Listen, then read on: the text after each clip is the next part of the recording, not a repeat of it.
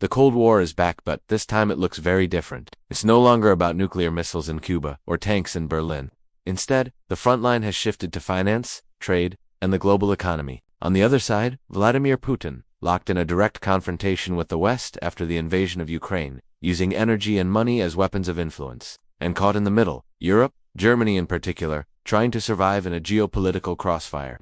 When he first came to power in 2016, one of his biggest promises was to bring jobs and manufacturing back to America. His weapon of choice? Tariffs? He slapped tariffs on steel and aluminum, targeted Europe's auto industry, and escalated a full-blown trade war with China. Economists warned it would hurt global trade, and it did. Supply chains were disrupted, costs went up for consumers, and markets became more volatile. By using tariffs, he sent a message. The United States would no longer play by the old rules of free trade. Now, imagine Trump returns to power. He's already promised to impose a 10% tariff on all imports and as much as 60% on Chinese goods. That's not just a trade policy, that's an economic declaration of war. A global tariff shock of that magnitude could push the world closer to recession, force countries to pick sides, and reshape supply chains permanently. On the other side, we have Vladimir Putin. Since 2022, he's shown the world that energy can be just as powerful as weapons. By cutting gas supplies to Europe, raising prices, and redirecting exports to Asia, Putin has tried to split the Western alliance. For decades, Europe, especially Germany, built its economy on cheap Russian energy.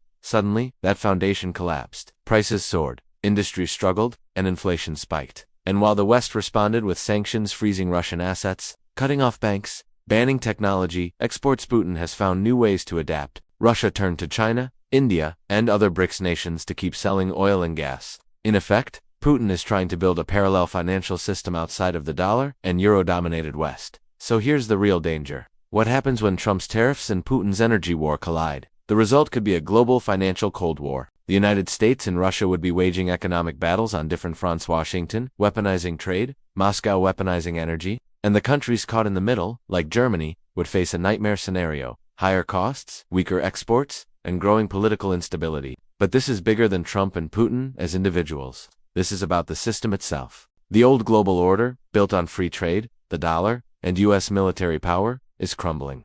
In its place, we're seeing the rise of economic nationalism, protectionism, and multipolar finance. China is watching closely. If Trump imposes tariffs on Beijing, China will accelerate its efforts to de-dollarize trade and strengthen ties with Russia and BRICS. Meanwhile, Europe is facing hard questions. Can it remain loyal to Washington, or will it seek more independence in energy and trade policy?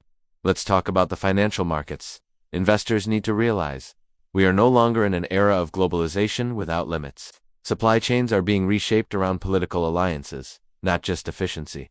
Currencies are becoming weapons. Sanctions and tariffs are as impactful as interest rates or inflation data. That means volatility is here to stay. Energy prices, commodity markets, and the stock market will all feel the heat of this new Cold War. For individual investors, the key takeaway is this: diversify across regions. Hedge against geopolitical shocks, and understand that the future of money is no longer neutral. It's political, and the big question we must all ask is, who will win this new Cold War? Will the United States under Trump regain economic dominance by reshaping global trade in its favor? Will Putin succeed in building a world where Russia and BRICS nations can bypass the West? Because one thing is clear, the old world order is gone, and the front line isn't just borders anymore. It's your investments, your retirement, your cost of living.